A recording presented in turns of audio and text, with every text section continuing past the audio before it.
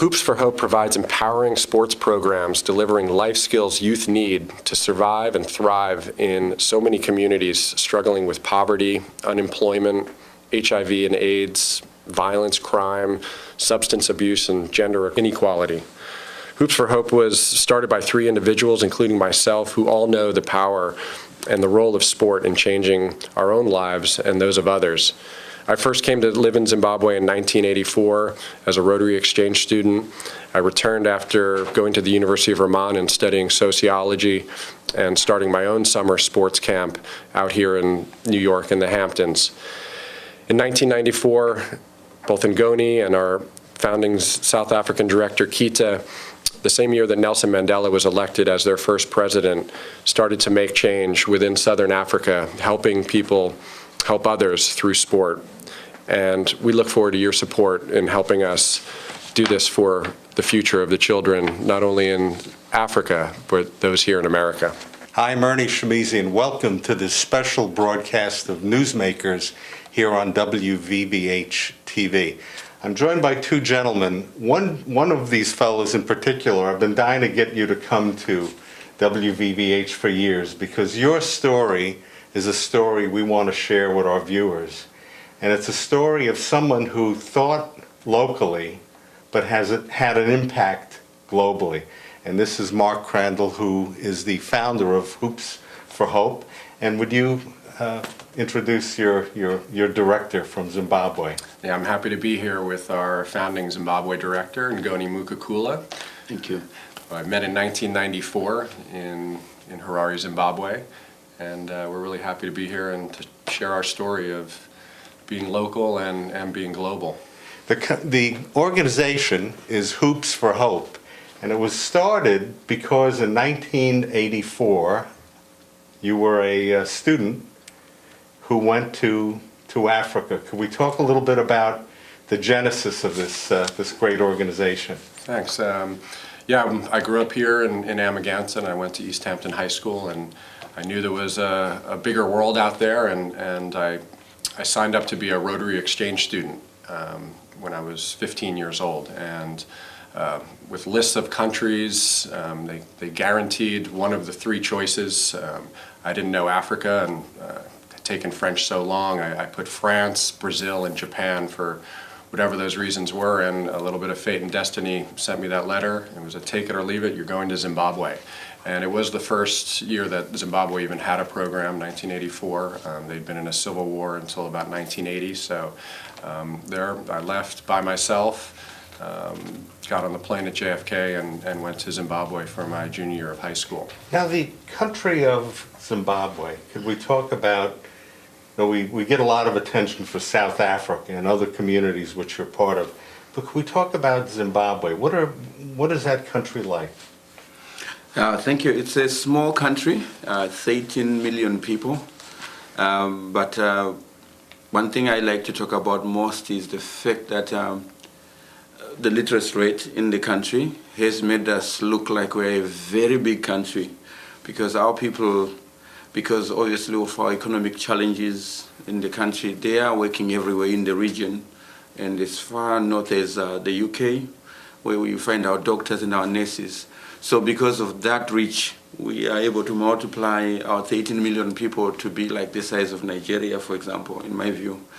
It's an exciting country that has got the 7th natural wonder, according to UNESCO, the Victoria Falls, the magnificent Victoria Falls. You have to go there to understand what I'm talking about. It's brilliant. And other than that, yeah, we're also known for our sports, and Hoops for Hope is one such story that came out of the country. This is the reason why I'm here today. Well, Mark, you describe yourself as an athlete. I know you have a degree in sociology and other disciplines have affected you, but first and foremost, you're an athlete. I also knew you to be the sneaker guy, because I think the whole concept of your collecting, could we talk about that, about Sure. collecting sneakers that were donated to Africa, and that really took hold? Yeah, so my history as an athlete, obviously, growing up here in the Hamptons, we're a very giving community, and, whether it was Little League or biddy basketball, sports is driven by good people in this community who work 9 to 5, and then, I'll be your Little League coach, and so you get to meet the great fathers and business people here who devote that time. I went on to start Easthampton Sports Camp when I was 22 years old, recreating the camp that I went to as a child that was out here for many years called the Easthampton Boys Club. And so I just always recognized, and sports was a part of who I was and what kept me both studying and happy to be in school, study hard, play hard, and that's who I am. The sneakers and the balls and the uniforms are the real tools that you need to play any game, and we often forget that we need these things in order to play. I ask kids at the schools now, what does it take to be a good athlete? And of course they say, perseverance and, practice and all these things, but they forget that sometimes you just need a court and you just need a basketball, and a pair of sneakers is kind of that cherry on top.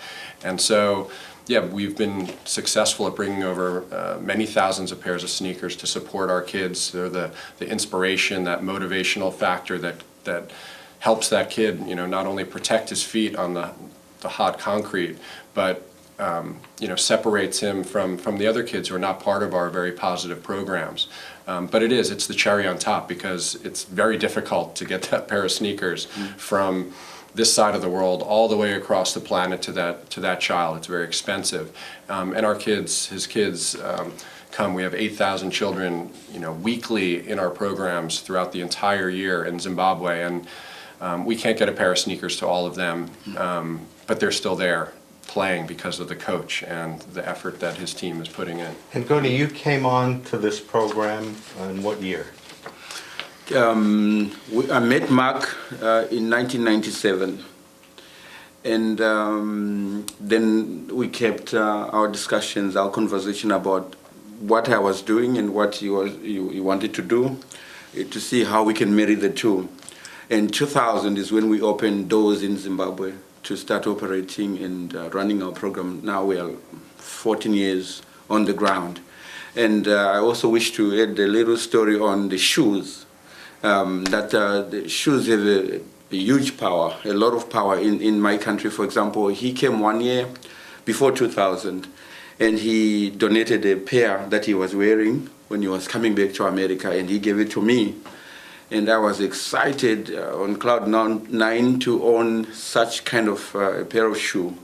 It was a Kobe 8, I think, wow. When he was wearing number 8. So I wore that maybe for a year, and then at some point I felt I had to give it to someone that was also as special as I was, in my view, in his eyes. Someone was like that in my eyes, who was beginning to be our manager in all these communities. And I gave that pair to him because I felt he was special. And he treated the shoes with a lot of, love, and kept washing them. We wash our shoes in Zimbabwe a lot, so he was washing them all the time. It's a symbol, but it's also self-esteem comes from something as simple as a pair of sneakers or a uniform. Yes. And that's what it's grown to. It's not kids just playing basketball, but what you do with those young people and how you affect them. And can we talk a little bit about how that program has become so self-sustaining? Because it's a lot more than what was originally envisioned, possibly, and its impact has been worldwide.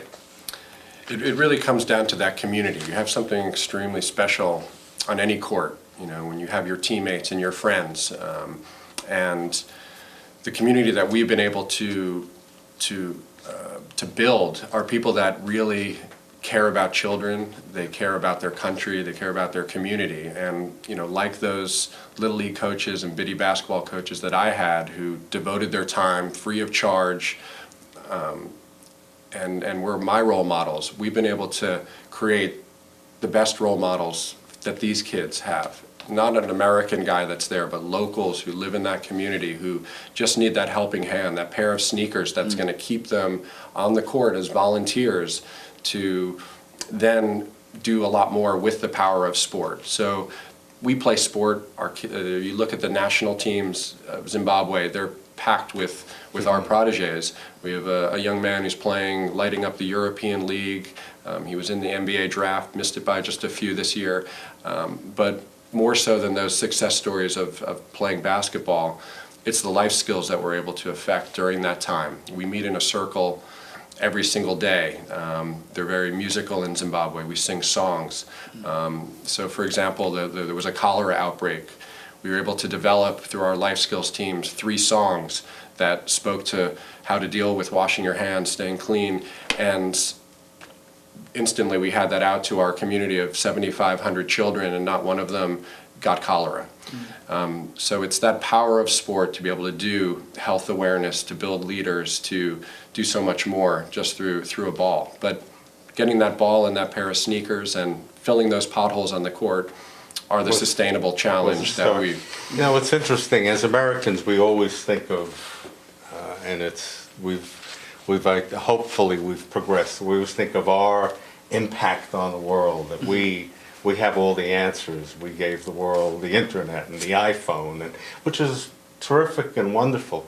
But in researching your story, it seems that you've gotten more from that part of the world, bringing it into your organization, than what this part of the world might have been able to present, under, U.S. standards. What I'm getting at is this whole concept of, and I know I'm going to mispronounce it, so you're going to have to help me out. But Ubuntu? Ubuntu. Ubuntu. Mm-hmm. Now, Ubuntu, I hear even the NBA is, certain teams have adopted the concept of what this is. Could we talk about Ubuntu? I'm going to let you explain. Ubuntu, quite an exciting word. In the African context, we believe that one hand cannot wash itself. It needs the other. So we are what we are because of the people, our friends around us. So that's Ubuntu. For me to be that strong, I need the support of my colleagues in the community, partners, it can be in business. So that's Ubuntu. And our director, our South African director, my colleague Kita, when he was in Cape Town, whilst he was still in Cape Town, he created a relationship with the Boston Celtics, with Coach Doc Rivers. They became big friends. And he exported Ubuntu to the USA, and he had quite a good story. I'm sure you can tell it. The story ends with them. It has Ubuntu on their championship ring. Oh my! And it's that teamwork that we all need to get things done. I think our world has become that much more global. We realize that somebody with a gun or a bomb on the other side of the planet can affect us all, or something good that happens in Africa, and that simplicity is what I build off of. That patience that you have to have in Africa, the kindness of helping each other. I explain Ubuntu to American kids as you have your Subway sandwich, your foot long. You don't sit there in front of your friends and eat the entire foot. I share 2 inches with you, 2 inches with you. They even do it with a piece of corn that you get barbecued on the side of the road. You break a small piece off. So something as simple as that, because tomorrow I might not have my Subway sandwich or that piece of corn, and I'm going to depend on you to help me out. And so this Ubuntu it affects our entire planet, and I couldn't have had the impact that we've had on these communities without Ngoni and Kita in South Africa. They couldn't have done it alone without the support of me sitting in the community in the Hamptons and recycling the sneakers and throwing our benefits, and people like Doc Rivers and Kalapari and the rest of the people that understand what it takes to even play sports and to help people. It's so amazing because the NBA, when we think of the NBA, you think of individual stars who, I'm the greatest player and I'm going to lead this team. And it seems that whenever that's brought forward, the teams usually fail. I'm not referring to the New York Knicks here. I'm just making a reference. But when you think of what you're talking about and how we're all in it together, as a world we're all in it together, if someone is sick in Africa, that will have impact here in the United States. Like it or not, be prepared that this is the way the world operates, and vice versa. I mean, we're all part of the same cosmos of what brings us all together. But in your case, you're changing the lives of children. Do these children have, here in the inner city, here in New York as an example, there are many children that don't have fathers at home that are looking for a discipline. And the concepts of what you've worked out would work well here as well as in Africa. What is the family structure like primarily in Zimbabwe? That's an interesting one. Normally children are growing with their moms and their dads in normal cases, but because of the prevalence of HIV and AIDS, yes, sometimes then they end up without a father, for example, and the economy hasn't been doing very well either. So you end up with a group of children that have a very difficult background back at home. And our job, in my view, is to be that person that they trust, that they can come after school in the afternoon, come to a space where there are people that care about their situations and what they are going through, and give them a simple something like a basketball to play with, which in my view, when children are playing a sport, they forget about their backgrounds, they focus on what's happening in the moment. That superstar who's made that layup, that superstar who's made that good pass. And in our view, that's how we are able to share hope with them.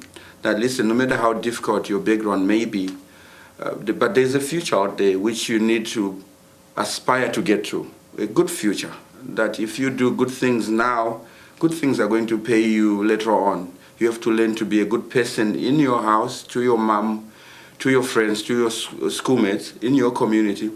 And your good is going to add up to another good from another community. And then that's how we are going to become good citizens of the world. So they have to do their little part. This is what we teach. Sometimes it may be as small and as little as in the beginning, how to keep time, how to be on time, how to respect each other's space, how to respect gender. In our country, we are grateful that we don't have this problem of boys thinking that they are better than girls. Our programs are 50-50, on a 50-50 ratio basis. We teach equity, equal opportunities for everyone. So these are little things that we are teaching in order to build a better community and hopefully contribute to a better world. That's so wonderful, and you say it so well. But Mark, how do you sustain something like this? Because there are lots of not-for-profits that are out there. And the fact that you continue your home base here in the Hamptons and you venture out, but it's an amazing, and I hear you're expanding now to other parts of the world where this concept of what Hoops for Hope has to offer. I mean, did I read that you're even in the Arctic or something like that? I mean, can we talk a little bit about how do you keep the energy going to make this relevant? It's extremely difficult. Sustainability is at this moment our biggest challenge. We've been doing this for 20 years through a lot of sacrifice, through so much hard work, through great people, through volunteerism, and that model doesn't necessarily work these days. The kind of dynamic of a charity where you hold a charity event and you have your hand out and you must, raise money and then spend it here. It's the concept of, are you giving the fish or the fishing rod? It's been so difficult for us to run our programs on the ground in Zimbabwe on a major shoestring, but the impact has been unbelievable. But for him to fundraise in that environment is basically impossible. So here we've had these two hands washing each other, helping each other. But now you go onto these websites of how to start a nonprofit organization. They say the last thing you should do is start another nonprofit. Go and bring your efforts and your energy to any nonprofit that needs your help. And now the new terminology is, unless you're that zillionaire that can support it, that's great. But instead have some kind of revenue generation that it's part of the whole fabric of any organization, because there are many months that I have the salaries of his staff of 20. on my shoulders. I read about your seven steps of... Our 7 tools. 7 tools? Could we talk about that for a little bit? Yeah, that's the foundation that Ngoni was speaking of what these kids need. What's the beginning part of what we should all carry around with us? We describe it as, if you're going to build a house, you have your hammer, you have your screwdriver, you have your pliers. You don't necessarily use them all at once when you're building a house, but that foundation of who we are, you need to apply those things. So integrity, responsibility, self-esteem, self-awareness, a sense of humor, and this Ubuntu concept. Focus, and being able to focus on the work at hand is what we use in our language, and what is the beginning part of being able to battle HIV, to think ahead, or to have a community that treats each other with respect. Those tools are so important, and it's the basis of our what we call our Skills for Life curriculum. Politically, there are lots of challenges that Africa is facing. Here in the United States, we read of radical Muslim groups who are kidnapping villages of people. I know that's not in Zimbabwe, but that and when people think of the United States, they think they think New York is the United States, which is a big mistake, especially in Europe. But how do you counter? Because you're dealing with poverty, you're dealing with political issues, you're dealing with health issues, as most recently with what's been happening with Ebola, which is more in Western Africa and is not in your part of the world or South Africa.